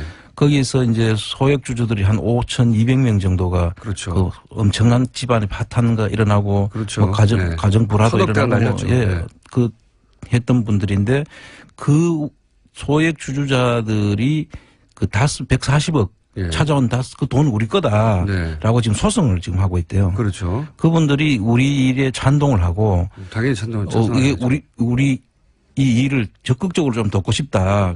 같이 할 수 있는 방법이 없냐. 그렇게 지금 제의를 해왔습니다. 그래서 그분들까지. 예. 그분들은 이미 10년 이상을 이 일로 고통받으신 분들이에요. 그렇죠. 예. 그러니까 이런 기회가 생기면 적극적으로 참여하실 수 있겠죠. 그렇습니다. 그리고 예. 다른 그분들뿐만 아니라 거기 소액주주 연합회라는 게 결성이 돼 있는데요. 그 연합회에 있는 모든 소액주주 운동을 하시는 분들이 우리 일에 찬동을 하고 있고 적극적으로 돕겠다 해서 큰 우군을 지금 만났습니다. 방송을 오랫동안 들으신 분들 중에 고정 청취자들 중에도 틀림없이 물론 박수만 치고 응원하실 분도 있고 관심 네. 없으실 분도 있겠지만 나도 그렇게 좋은 회사면 참여하고 싶다라고 하시는 분들 분명히 있을 테고요. 예. 당연히. 제가 개인적으로 몇 분을 만나봤는데요. 기발한 아이디어라고 네. 너무 좋다고 자기도 적극 참여하겠다고. 기발한 아이디어죠, 사실은. 이게 이제, 이런 문제가 있을 때, 이런, 의혹이 있을 때, 일반인들이 할 수 있는 거라고는 댓글을 달거나, 화를 내거나, 그렇습니다. 분통을 터뜨리는 것밖에 없었거든요. 예. 어떻게 할 수가 없었어요. 네. 근데 이번에는 뭘 할 수 있는 방법을 제시해서, 예. 그것도 나라도 좋죠. 세금이 들어오니까. 그렇습니다. 예. 그리고 그 주식을 산 당사자도 예. 회사가 튼튼하니까 좋죠. 예. 네. 다 좋은 겁니다. 다만 이제 다스의 주인이 괴롭겠죠. 다스 주인 한 사람이 괴롭고 나머지는 다 좋은 겁니다. 예. 네. 그분도 좋아할 수도 있습니다. 그럴까요? 그리고 방금 들어온 속보를 제가 하나 알려드리면 오늘 아침 보도라서 저희가 브리핑 때 못 알려드렸는데 JTBC, 또 JTBC네요. 이런 건 또 JTBC입니다. 예. 또 JTBC가 단독 보도를 냈는데 뭐냐면 이명박 전 대통령과 관련해서 실소유주 논란이 끊이지 다스, 예. 이 다스의 비자금 관련해서 비자금 문건이 하나 나왔답니다. 네. 드디어. 예. 차명 비자금을 120억대 비자금을 차명 관리한 의혹이 드러날 수 있는 문건이 드디어 나왔다. 예. 이제 다스는 누구 겁니까? 이 질문이 좀 더. 그 비자금을 누가 관리했는지를 이제 저희들이 또 볼 수가 있겠죠. 그건 그거고요. 예. 예. 요거는 이제 그건 검찰에 살리지 않습니까? 예. 검찰에만 맡겨둘 수는 없죠. 저희들도 같이 찾아야죠. 아니, 제 말은 비자금 그 문건에 대한 수사는 검찰에 살리죠. 그렇죠. 수사는 거기서 해야 되겠죠. 근데 주식, 네. 좋은 주식, 얄짜 주식, 튼튼하니 얄짜 주식은 저희가, 살 것이고 그 일을, 시작하셨다. 그리고 홈페이지는 그럼 언제 개설됩니까? 이제 지금 사실 그 인력이 좀 부족해서 인력이 많이 부족하시죠. 예. 그래서 지금 많은 분들이 좀 협조를 저희들 좀 부탁을 드리고요. 예, 홈페이지는 그러면 지금 또 주머니 돈을 털어서 만들고 계십니까? 아직 이제 전문가의 이제 재능 기부를 좀 기대하고 있습니다. 그 지금 오늘부터 계속 어제부터 계속 그 재능 기부자를 찾고 있는 중이고요. 재능 기부자를 곧 나타나실 것 같습니다. 지금. 재능 기부자를 기다리고 계시군요. 저는 또 홈페이지는 뭐 이렇게 만들어질 줄 알았더니 그게 아니고 홈페이지도 재능 기부를 통해서 예, 만들어지고 이게 사실 다 시민들의 힘으로 하는 일이거든요. 그렇습니다. 예, 누가 나서서 이걸 대신 해주지 않고 예. 시민들이 이 지난 1년간의 어떤 그 지금의 정치 상황을 만든 게 자발적인 시민이었듯이 예. 이것도 시민의 힘으로 할 수밖에 없는 상황이고요. 그날 국민운동본부에 우리 눈에 띄는 게 하나 있었는데요. 그때 미국에서 예. 또는 불란서에서 예. 그리고 뭐 호주에서 한 40여 명의 미씨들이 오셨어요. 네. 그래서 우리 국민운동본부에 참여하겠다고 직접 자발적으로 자기들이 돈을 내 가지고 대단한 분들이에요. 예, 오셔가지고 그 자리를 빛내주셨어요. 그리고 우리를 격려하고 가셨는데 정말 그분들 이야기를 들으니까 이거 우리가 그냥 보통 이렇게 해서는 안 되겠다. 해외에서 더 뜨겁다고 계속 말씀하셨는데 그렇습니다. 실제 이 발족하는 출범식에 그분들이 찾아서 오셨어요? 40여 명이? 그렇습니다. 근데 해외 교민들이 그런 게 있습니다. 뭐냐면, 이제 뉴스를 접하고, 이제 인터넷이 되니까요. 예. 인터넷으로 끊임없이 한국의 소식을 접하고, 그 안타까운 뉴스도 접하고 또 하나는 뉴스도 접하는데, 뭔가 하고 싶은데, 직접 할 수 있는 일이 별로 없는 겁니다. 해외에 있다 보니까. 예. 그래서 이런 거라도 직접적으로 참여하고 싶은 열기가 더 높아요, 오히려. 그렇습니다. 그래서 저를 아시느냐고 그랬더니 이 유수 공장에서 나오시는 분은 천둥 번개 아니냐고. 천둥 번개 아니냐고. 이름을 생각한다고 천둥 번개. 그래서 유수 공장을 아마 거의 다 들으시는 것 같아요. 이게 엄청난 저 파급 효과가 있는 것 같고요. 그분들이 유수 공장을 들으면서 일을 한대요, 아침에. 그래서 잘 알고 있다고. 그래서 이렇게 온 거라고. 지난번에 문자 한번 소개해드렸지 않습니까? 저희 1주년 때. 네. 뉴스 아이들 보내야 되는데 뉴스 공장 일주일 방송이 시작돼가지고 밥을 안 주고 그냥 보냈다고. 자, 아이들 밥은 주시고요. 미리미리 주시거나. 이게 다스는 누구 겁니까 하는 게 사실 굉장히 정말로 많이 퍼진 게 제가 재밌는 일을 하나 말씀드릴게요. 어젯밤에 차를 타고 이제 가려고 주차장에서 차를 빼줬다고 운전하려고 그러는데 갑자기 어떤 분이 하시는 거예요. 그래서 둘 중에 하나거든요. 어버이연합 같은 데 소속되신 분들은 뭐라고 하시는 경우가 있고 또 한 분은 이제 뭐 사인을 해달라든가 또 아는 척 하시는 분인데 처음 겪는 반응이었습니다. 하더니 저한테 막 다가오는 거예요. 그래서 둘 중에 하나인데 하고 있었더니 저한테 딱 오더니 다스는 누구 겁니까? 그러고 가셨어요. 예. 다른 질문 하나도 하지 않고. 그 정도로 관심이 높아졌습니다. 높아졌고, 지금 이제 문건도 처음으로 나왔고, 예. 얼마나 급했으면은 JTBC가 보통은 8시 뉴스에 예. 메인을 터뜨리는데 아침 뉴스에 바로 터뜨렸어요. 예. 다른 데서 잡아갈까봐. 자, 요 문건은 사실은, 예. 주준희 기자가 줬다고 하네요. 준 게 아니군요. 예.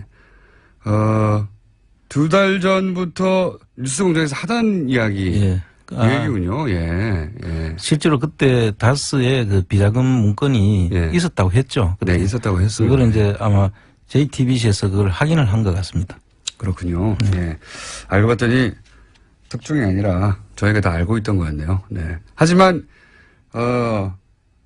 이 영상으로 뉴스를 통해 제대로 보도된 건 처음입니다. 네. 처음이고, 다 뉴스 공장에서 미리 하던 거다.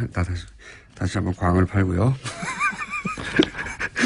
자, 요 시점은 아직은 그러면 확정은 안 되고 홈페이지가 열려야 되니까. 예, 일정이 이제 보통 지금까지 계속 유찰이 돼 가지고 한 6년째 지금 그렇지 않습니까? 6년째. 예, 예. 6년 유찰이 돼 왔는데 매년 한 11월 말경에 이거를 공고를 합니다. 예.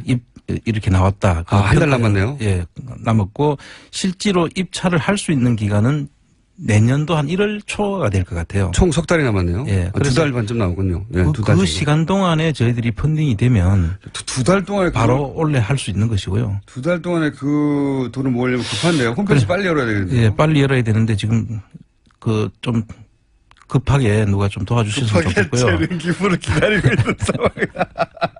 아니 홈페이지가 복잡할 거 없지 않습니까? 그렇습니다. 한 페이지 달랑 만들고 예, 저희들처럼 저 홈페이지를 못 만드는 사람들은 그렇지만 좀 아는 분들은 금방 이걸 만들더라고요. 근데 이제 그 돈을 이제 참여하려면 휴대폰 결제라든가 또는 입금이라든가 혹은 예. 뭐 신용카드 결제라든가 여러 가지 방식의 그 보안 문제라든지. 예, 보안 문제 이게 해결이 돼야 되는데 이게 또 시간이 좀 걸립니다. 예.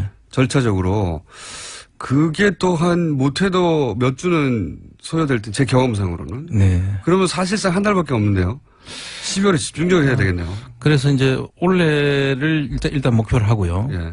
이제 또 펀딩하는 시간과 또 펀딩 참여도에 따라서 저희들이 이제 많은 돈을 모이는 게 중요한 게 아니라 여러 사람이 참여하는 게 제일 중요하다고 생각합니다. 둘 다 중요합니다. 여러 사람을 통해 많은 돈이 모이는 게 중요합니다. 십시일반으로 많은 사람이 참여해서 정말 국민운동으로 가져가야 되는 예. 거거든요. 그래서 국민운동의 명칭을 다주매라고 정하셨다고요? 예. 다스 주식 매입운동인데. 매입운동.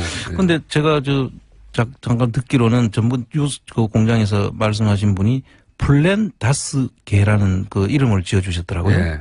여기서 플랜은 영어고요. 예. 다스. 그 다음에 다스고요. 개는 이제 개 탄다 할 때 그 개. 그 예. 모임한테 그 개. 굉장히 예. 기발한. 예. 예. 그래서 그 참 기발하다. 다주매 운동가 아니라 플랜 다스 개로 할까요? 이제 그 이름을 이제 한번 올려서 저희들이 어떤 것이 좋은지를 이제 결정을 해서 하는. 저는 다주매보다는 플랜 다스의 개가 좋은 것 같아요. 예. 저도 상당히 그 플랜 다스의 귀에 개. 쏙쏙 박히고요.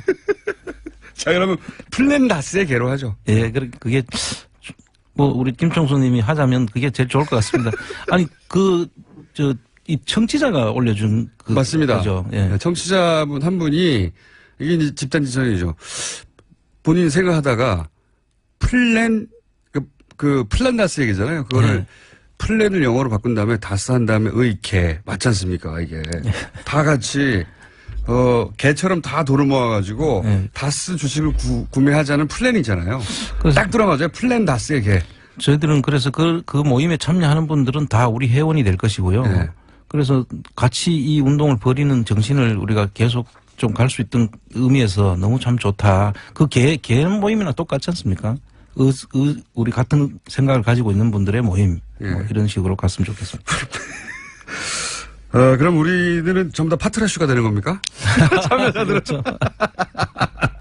플랜 다스에게. 자, 플랜 다스에게 프로젝트 출발하고요. 홈페이지가 개설되는 과정을 저희가 다 중계하겠고, 네. 중계되면 또 많은 참여를 바라고, 네. 14만 5천 원 아껴두세요. 쓸 때가 생길 겁니다. 자, 오늘 여기까지 하겠습니다. 예. 국세청장을 하시는 분이 지금 이런 걸 하고 계십니다. 이분이 단순히 국세청에 이제 근무하신 게 아니라 국세청장을 하시는 분입니다. 네. 알고 보면. 오늘 여기까지 하겠습니다. 안원구 전 국세청장이었습니다. 감사합니다. 네, 감사합니다. 불친절한 AS. 다시 한번 알려드립니다. JTBC에서 다스 120억 비자금 차명관리 의혹 문건이 드디어 입수됐다. 예. 뉴스공장에서 열심히 얘기했는데 이 문건을 입수하여 드디어 JTBC가 공개하고 아마도 저녁 뉴스에서는 자세히 다루겠죠. 네. 드디어 뭔가 구체적인 액수들이 막 나올 것 같습니다. 네. 자, 울산 사는데 다스는 누구 겁니까? 현수막이 걸려 있다고. 이게 이제 시민들의 힘이거든요. 예. 그냥 자기들이 하는 거예요. 너무 억울하다. 너무 답답하다. 찾아야 된다 하는 마음을 현수막으로 어떤 분들이. 예. 볼리비아에 사는 저희 형이 문자를 보냈습니다. 홍서가 뉴스공장에 문자 한번 보내라. 볼리비아에서는 대끼에 네스 다스라고 한다.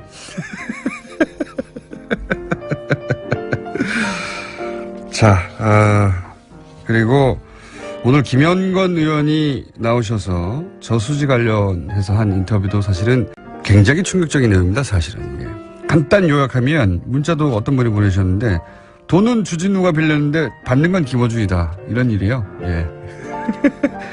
이런 사기극이 벌어졌는데 왜 이 돈을 찾으려 하지 않는가 이런 의문이 있는 거죠. 게다가 그 돈이 들어간 RBC라고 하는 은행은 캐나다에 있는 우리가 오랫동안 문제 삼아왔던 자원외교와 관련해서도 다 이 은행이 캐나다 은행으로는 등장합니다. 그래서 혹시 그 은행을 통해서 돈이 흘러들어서 어디 저수지에 고여있는 게 아닐까? 하며 만들어낸 단어가 저수지인 겁니다. 돈이 고여있는 어떤 곳이 있을 수도 있다. 김현근 의원이 추적 중인 이 농협 대출건은 한 건이 아니라 여러 건이어서 다음에 또 시간을 마련해서 들어보기로 하겠습니다. 자, 오늘 여기까지입니다. MBC 대주주죠. 방송문화진흥회의 보궐 인사가 드디어 선임이 됐습니다. 이 문제 때문에 자유한국당에서는 국감을 거부한다고 나섰고, 그리고 또 이 건 관련해서 MBC 노조는 지금 장기 파업 중이죠. 이런 상황에서 이 의미가 뭔지 짚어보려고 합니다. 민원연 김원경 사무소장님 나오셨습니다. 안녕하세요. 안녕하세요. 네.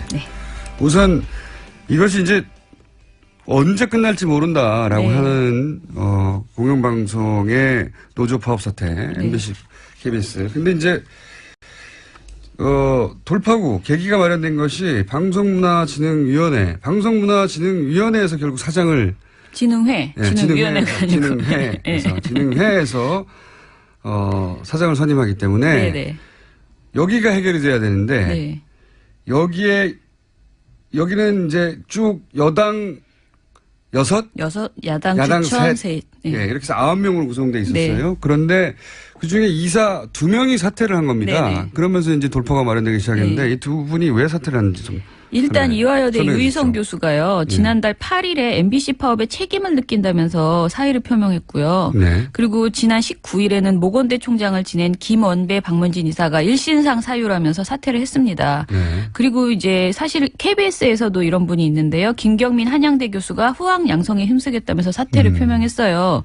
이분들이 언론에 밝힌 사퇴의 변은 굉장히 건조합니다. 네. 지금 말한 내용이죠. 네. 네. 그런데 이제 굳이 말씀하실 때 사퇴 이유를 말해달라 하시는 건 뭔가 뒷이야기가 있지 않을까라는 생각이신 것 같은데. 보수 정당에서는 이게 정권이 압박해서 그런 그렇죠. 거 아니냐 뭐 이런 거죠. 특히 보수 언론들이 이것이 전국 언론노조 MBC 본부, KBS 본부의 압박 때문이다라고 강하게 주장하고 있어요. 그런데 사실 저는 공영방송 정상화에 대한 국민의 요구가 점점 커지고 있는 것에 대해 부담을 느꼈을 것이라고 보고요.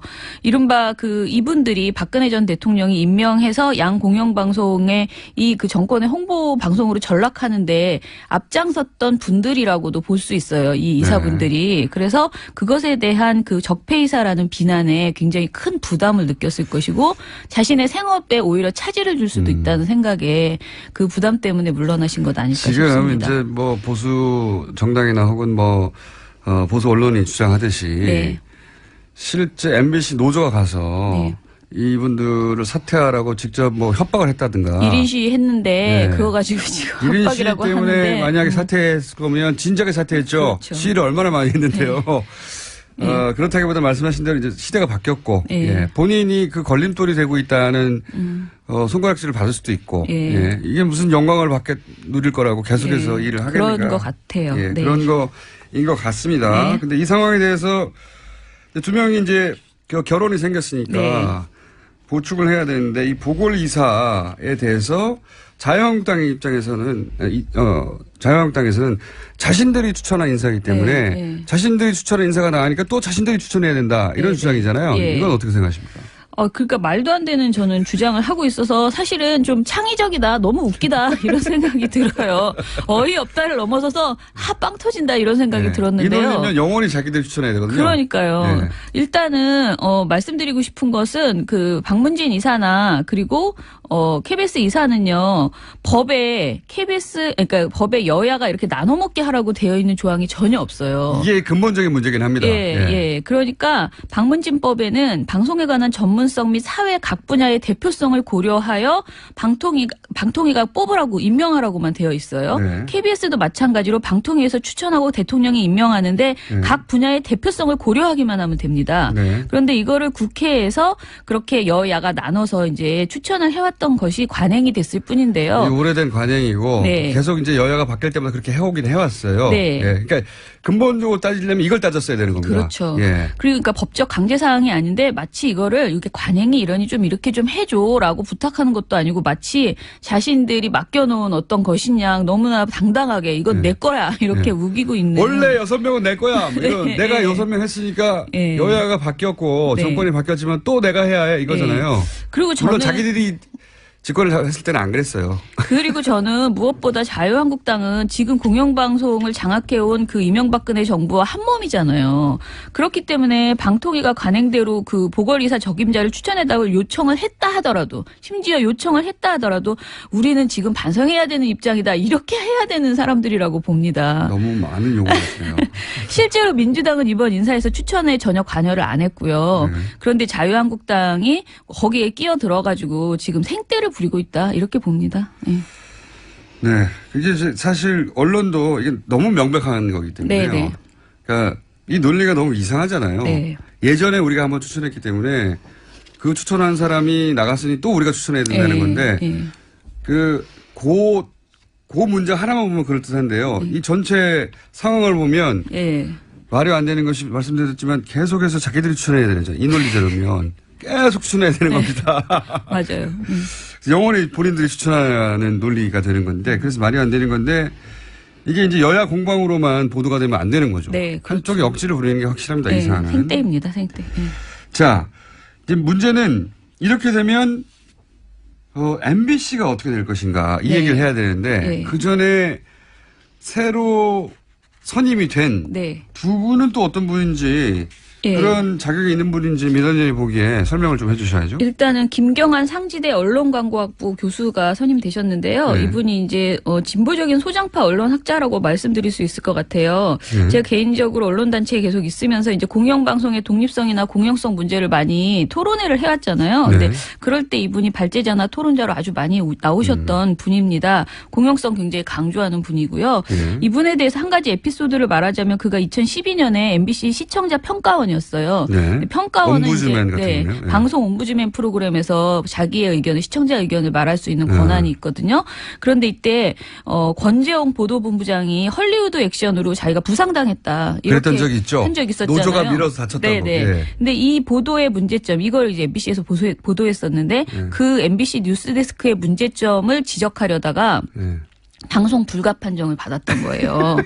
근데 그런 거 하라고 있는 코너인데. 네, 평가원의 방송을 이렇게 방송 불가 판정을 내렸다는 것 자체가 너무나 어이가 없으니까 김 교수가 이때 당시에 그 불방된 방송 원고를 공개하면서 MBC의 뉴스 사유화를 비판했고요. 김재철 사장 사퇴하라 이렇게 촉구하면서 사퇴를 했죠. 네, 그런 일이 있었던 분입니다. 아, 그렇군요. 네. 옴부즈맨 프로그램이라는 게 그런 거 하라고 있는 프로그램인데 거기서 그 말을 못하게 하고 그러니 이게 말이 되냐 하고 사퇴하셨던 전력 있는 분이다. 알겠습니다. 그리고 이진순 선생님은요. 저희 민원연 정책위원이라는 것이 언론에 지금 많이 나가서 제가 마치 저희가 추천한 것 같지만 그렇지 않고요. 어쩌다 보니 그렇게 됐더라고요. 근데 이분은 한겨레 신문의 주말판에 열림이라는 인터뷰를 연재하시는 분으로 더 시민들이 많이 알고 계십니다. 언론학 박사고요. 전 올드 도미니언 대학 교수였습니다. 그런데 이제 미국의 대학 교수직을 그만두시고 인터넷 기반의 시민운동을 하시고 싶다라는 생각으로 이제 한국에 들어오셔서 여러 가지 활동을 하고 계시고요. 좀 인상적인 거는 이분이 예전에 이제는 말할 수 있다 같은 MBC의 좋은 다큐멘터리의 작가로 일을 하셨습니다. 방송 관련 일도 하셨고. 네네. 그리고 언론학 박사이고. 네, 그리고 최근에는 정치 스타트업 와글이라는 단체의 대표로 활동을 했어요. 저는 일단 이분이 여성이라는 점에서 박문진의 여성 이사가 전혀 없었기 때문에 그래요? 예, 굉장히 저는 몰랐네요. 예, 여성 이사가 한 분도 없었어요. 네, 없어요. 9분 중에 그게 너무 좋고요. 그 다음에 MBC 내에 비정규직 문제가 굉장히 많잖아요. 근데 본인이 이제 작가로 활동했던 경험이나 이런 것 때문에 참 도움이 될 것 같다 생각합니다. 작가는 비정규직으로 방송계에서 일하고 있으니까 그 문제도 이분에 의해서 문제 제기가 될 수 있겠네요. 네네. 그러니까 지금 그 진보적 언론학자라고 그리고 공공성에 대해서 네. 독립성에 대해서 얘기를 하셨다면 네. 아마 이제 방문진의 구성이라든가 근본적으로 이런 걸 어떻게 해결할 것인가. 네. 예. 그것도 이제 문제 제기를 하거나 네. 논의의 장이 나올 수도 있겠네요. 예. 예. 알겠습니다. 그런데 여기까지는 알겠는데 그러면 이제 MBC는 어떻게 되는 겁니까? 예. 앞으로 스케줄이 어떻게 되는 거예요? 일단은 도대체? 그동안 박문진 이사가 그렇게 6대3으로 되어 있는 바람에 상식적인 문제 제기가 안건 상정이 안 됐어요. 네. 세 분의 소수 이사가 아무리 뭘 주장하고 비판해도 상정이 안 되는 거예요. 근데 이제는 두 분이 들어와서 기존에 3명에 더해서 5명이 됐잖아요. 네, 5대 4가 그러니까 됐죠. 이제 상정이 가능해지고 논의할 수 있어지죠. 스케줄이 어떻게 되냐요? 스케줄 앞으로. 왜냐하면 스케줄은 뭐가 될까요? MBC에서 이제 보고 싶은 프로그램들이 있잖아요. 네네. 그런 네. 프로그램들이 도대체 언제 다시 하게 될까? 이런 예. 궁금증이 일반 시청자들한테는 있잖아요. 일단은요, 지금 고영주 이사장 불시민 안건을 지금 내놓은 상태예요. 네. 이것이 상정이 되고, 그 다음에 논의하고 해명 시간을 주고, 그 다음에 해임하는 시간이 물리적으로 그 민주적 절차를 거쳐야 되잖아요. 그러니까 한 법적 달은 절차에 걸릴 것 같아요. 그 절차적 하자가 전혀 없어야 되니까 네네네. 다 법적인 절차를 거치면 일단 해임안이 상정되고 그다음에 소명의 기회를 주고 그렇죠. 그런 과정을 다 거치면 일단 그게 한 달. 예, 저는 그렇게 생각하고 그리고 김장겸 사장 해임권을 또 같은 시간으로 상정하고 뭐 논의하고 해야 되죠. 또 한 달. 그리고 사장을 추천을 받고 그러니까 공모를 공모를 해야 되고 또 뽑아야 한 달. 되고 그런데 예. MBC 본부에서 이제 판단하겠죠. 왜냐하면 우리가 이 정도 되면 이제는 사실은 해결의 실마리는 분명히 당겨졌다. 풀리기 시작했다. 지금 말씀하신 새로운 사장이 선임되는 과정까지 최소한 석 달은 걸린다는 거죠? 뭐 그건 아니지만 그건 뭐 압축하면 2달이면 될 수도 있겠죠. 그렇지만 아무튼 저는 절차는 지키는 것이 당연히 당연하죠. 좋다라고 생각하니까 2달에 석 그렇게 달. 네 그러면. 그렇게 생각하고요. MBC 노조에서 판단을 하시면서 아 이제는 우리가 재건을 위한 작업에 들어가겠다. 그건 뭐 노조에서 이렇게 판단할 하면 될것 얘기긴 같아요. 한데 네. 노조의 판단은 노조에서 물어보면 될 것 같고 우선 절차적으로 밟아야 할 단계들에 반드시 소요되는 시간들이 2달 이상이다. 네. 2달 이상이다. 네. 그럼 2달 이상 여전히 못 보는 방송이 있는 거네요. MBC 본부장께 여쭤보십시오. 희망이 있을 겁니다. 예. 원래 그 사장의 선임 절차는 또 어떻게 되는 거죠? 무한도전 같은 프로그램은 팬들이 많은데 안 하고 있으니까, 예. 그 사장 선임 전체는 원래 사장 추천위원회, 공영방송 사장 추천위원회가 열리고 뭐 이렇게 외부를 통해서 들어오는 경우도 있고 일단은 박문진 이사가 그 사장을 선임하는 거잖아요. 네, 그러니까요. 기존에는 그냥 공모해서 자기들이 그냥 거의 이렇게 밀실로 그 면담해서 네. 자기들이 선임했죠. 내정해서 꽂았는데 그렇죠. 이번에는 그런데 그렇게 못할 거 아닙니까? 예, 근데 지금 상황에서 사실은 사장 추천을 사장은 국민의 손으로 뽑자. 네. 이런 이야기를 막 이용마 기자가 하시고 네. 그것에 대해서 그런 법을 만들어보자라는 논의도 저희 민원연은 하고 있는데요. 이런 내용을 지금 할 수는 없어요. 지금 사장은 일단은 절차대로 빨리 MBC를 정상화할 수 있는 사람을 빨리 기존의 선임하는 절차대로. 게 좋다 예. 이렇게 생각합니다. 그러니까 왜냐하면 이게 공영방송이 이렇게 그 자리를 비우고 있는 것도 국가 전체를 보면은 대단히 굉장히 큰 피해를 주는 거예요. 노조원들의 피해뿐만이 아니라 시청자의 그 시청권을 완전히 박탈당한 상태이기 그러니까요. 때문에요. 사실 네. 지금 보도할 게 너무 많은 시절인데 그렇죠. 덕분에 예. 뉴스공장은 잘 나가고 있어요. 아유, 참.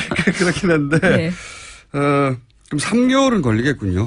최소한. 뭐, 예. 대략. 더 빨라지기를 바랍니다. 그럼 내년 2월이나 돼야. 왜냐하면 이런 절차가 밟아져야 노조 내부에서도 자, 이 정도면은 정상화로 가는 방향성을 잡혔다고 보고 내부적으로 이제 뭐 투표를 하거나 하겠죠. 네. 예, 이제는 접자거나. 그래서 저는 고영주 이사장이 워낙 여러 가지 문제점이 많잖아요. 네. 이렇게 합리적으로 뭐 불신이남을 통과시켜서 하는 것이 아니고 그분이 가지고 있는 지금 법적인 문제들이 많이 있기 때문에 그 노동 관련된 탄압이라든가 그리고 또그 대통령에 대한 뭐 공산주의자라고 우기는 네. 것이라든가 이런 것들이 종합적으로 판단돼서 뭔가 빨리 결정이 이루어질 수도 있지 않을까 그 사이에 생각합니다. 네. 마치 그 박문진 이사 두 분이 갑자기 간두신 네, 것처럼. 네, 근데 네. 이제 그분이 스스로 사퇴해야 되지 않을까라는 얘기가 나왔다가 다시 들어가고. 네, 흘렸죠 살짝. 예. 그랬다가 아니라고. 예. 본인은 부인하고 그러니까 자신을 이제 정식으로 절차를 밟아 해임하라고 하는 거잖아요. 지금은. 네네. 시간을 끌겠다 이런 거죠. 네.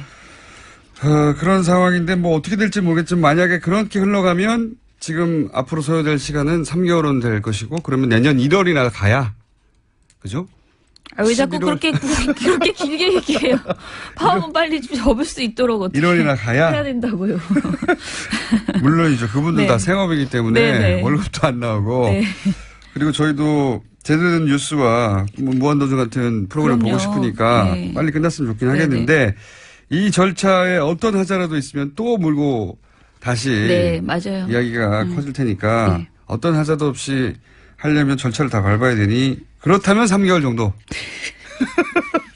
소요될 것이다. 당겨질 거라고 봅니다. 네. 자, 민원연 입장에서도 지난 10년간 굉장히 답답했을 텐데 네. 이제야 돌파구가 마련되는구나 네. 그런 생각이 저는 감회가 진짜 새롭겠습니다. 공영방송 정상화가 진짜 저희가 늘 말하지만 KBS, MBC를 노동자를 위해서가 아니에요. 정말 우리 국민 특히 저희처럼 이렇게 민원연처럼 언론단체로서는 공영방송이 제대로 된 방송을 내놔야 모든 방송사들이 그 표준에 맞춰서 어떻게 보면 이야기를 하기 때문에 굉장히 기대하고 있습니다. 그리고 그동안 잘못했던 방송 제대로 반성해 주시고 그 이전에 10년 전에 방송을 해달라는 게 아니에요. 정말 그 10년 이후에 지금에 맞는 새로운 방송의 포맷을 좀 가졌으면 좋겠습니다. 알겠습니다. 지금까지 민원연의 김원경 사무처장이었습니다. 감사합니다. 감사합니다. 월요일 뵙겠습니다. 안녕.